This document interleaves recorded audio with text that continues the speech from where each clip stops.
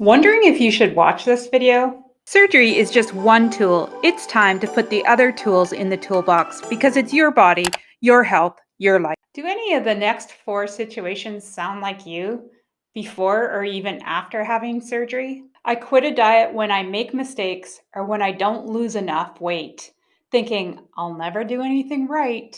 I put off trying new things like stopping at happily full or even a bit before being full because I'm afraid I will be hungry later. When I do something right with food or lose some weight, I feel scared or worried instead of feeling good and motivated. When I gain a little weight, I get paralyzed with fear, and the next thing I know, I'm eating all the things. My friends, this is your self sabotaging inner voice talking to you. Ever wonder why you take 2 steps forward and 3 steps back, be it in your weight loss surgery journey or in other areas of your life? In this video, we're going to quickly touch on that inner voice, that self sabotaging toddler little inner voice that keeps us stuck and will always keep us stuck.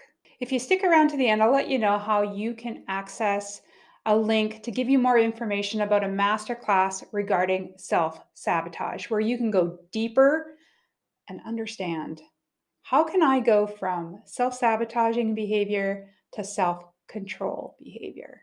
Okay, let's get into it. Let's try to understand why that self-sabotaging inner voice kind of leads us to quitting on ourselves. Like, for example, when things get a little tough, or we might feel like things are going wrong, do you kind of talk to yourself in a couple ways like the following? I knew you couldn't do it. You're lazy. You're not worth it. I knew you wouldn't be able to do this in the long run. Something's wrong with you. I broke it. Why do you always do this to yourself? Here you are, and now we're going to have to do X, Y, and Z. Or some kind of version of that kind of inner voice conversation that you're having. And you notice that you're getting closer and closer to quitting on yourself. One of the reasons we do this, that we kind of start quitting on ourselves when things start to go a little bit not as expected. Maybe our version of thinking that it's going wrong, we're getting fearful or nervous that we're doing something wrong. We start quitting on ourselves and we stop doing the things that are right because we start shaming ourselves, guilting ourselves, judging ourselves, and we start talking crap to ourselves. The thing is, our self-conscious just doesn't want us to feel bad. Your ego doesn't want you to feel bad. Your ego, your self-consciousness, doesn't care about your dreams, doesn't care what your bigger why is. Your self-consciousness, your ego is watching you, and it has a good memory of what didn't work in the past. It remembers how you used to do business. It remembers when things didn't go right and you gave up on yourself. It remembers when things didn't go right, you gave up yourself and you ended up binging for days. It remembers all the pain, the guilt, the shame, the judgment. It remembers all those feelings. And it remembers how good you are at beating yourself up about it. Your ego, your self-consciousness doesn't know how to rationalize, doesn't want to rationalize. It doesn't think like, well, things didn't go as planned. Oh, well, not a big deal. It's not thinking that.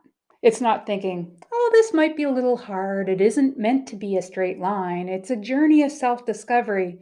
It's not telling you that. It's not telling you, oh, just stay calm. No big deal.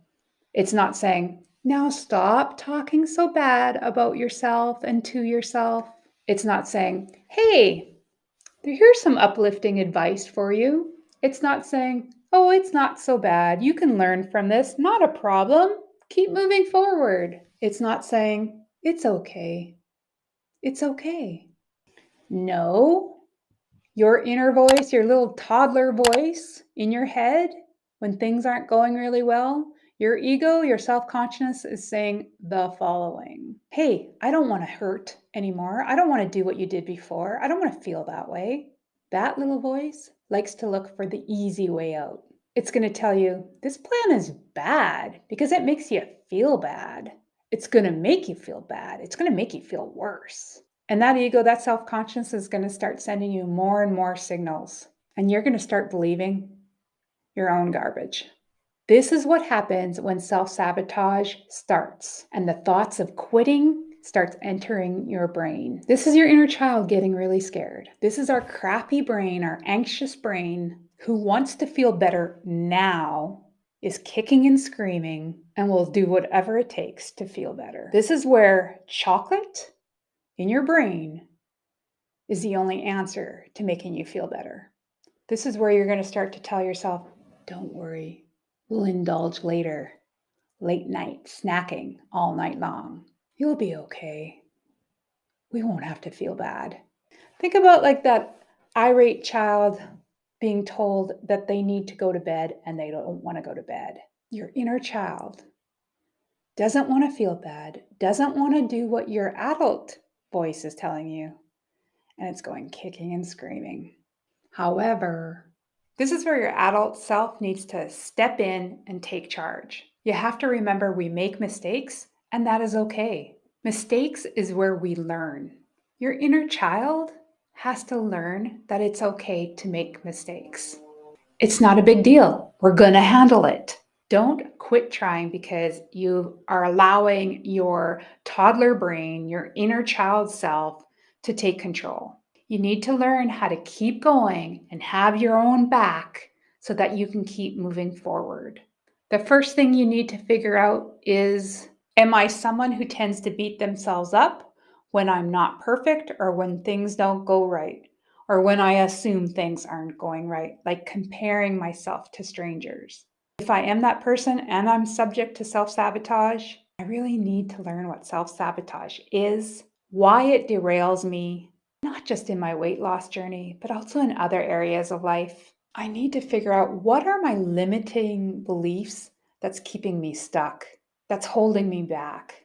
Because having that voice come in, take control, that voice that's yelling at me, talking down to me, or starting to hint that I should quit, or says something like a version of this: hey, don't throw that food away. Hey, keep eating, you'll feel better. You don't have to do your plan. You deserve better. I regret this surgery. I can't do this. This is too hard. Whatever your voice is saying to you, you have a version of it. Your job is to learn that it's happening, take a deep breath, and have the other conversation. One that understands what self-sabotage is and how to address it. This is what I want to teach you. It sounds easy, right? Like, Carrie, it's only 2 steps, right? Here's my inner toddler brain having a tantrum, and stop it. Think new things. Well, there's more that goes into it, I'm sure you can understand. That is why I developed a masterclass called Break the Chain, Freedom from Self-Sabotage, where you can go from self-sabotage to self-control. Learn how to unwind those kind of crazy self-sabotaging behaviors and habits so that you can move forward, so that you can ideally stop the regain or deal with if you have regained the weight post weight loss surgery.